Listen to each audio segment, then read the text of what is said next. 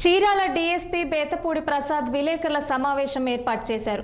Chirala sub division పరిధిలో MLA అభ్యర్థులు EC నిబంధనలకు లోబడి కార్యక్రమాలు చేయాలని, అతిక్రమించిన వారిపై చట్టపరమైన చర్యలు తీసుకుంటామని, డీజేకు అనుమతులు లేవని అన్నారు.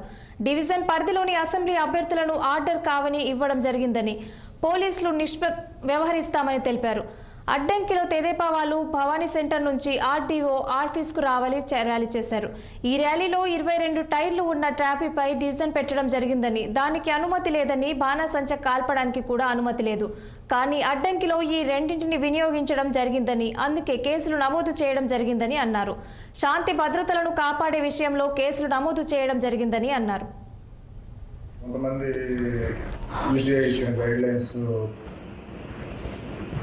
అందరికీ తెలిసినయే, కానీ ఏ కారణం చేతనో తమ క్యాడర్కి అవి రీచ్ కాకపోవడం వల్ల ఏదన్నా కానీ కొన్ని వైలేషన్ జరుగుతున్నాయి. ఏవైతే వైలేషన్ చేయొద్దని చెప్పి సంబంధించి పర్మిషన్స్ ఇచ్చేటప్పుడే వైలేషన్స్ గురించి ఇవి చేయొద్దనే వాటిని కూడా దాంట్లో జతపరిచి ఇవ్వడం జరుగుతుంది. కన్సర్న్ క్యాండిడేట్స్ కూడా సమాచారాన్ని అందజేసి వాళ్ళ దగ్గర ఇన్ రైటింగ్ రిసీవ్డ్ కాపీ కూడా తీసుకుంటున్నాం. ఏదైనా కానీ క్వశ్చన్స్ స్టార్ట్ చేసేటప్పుడు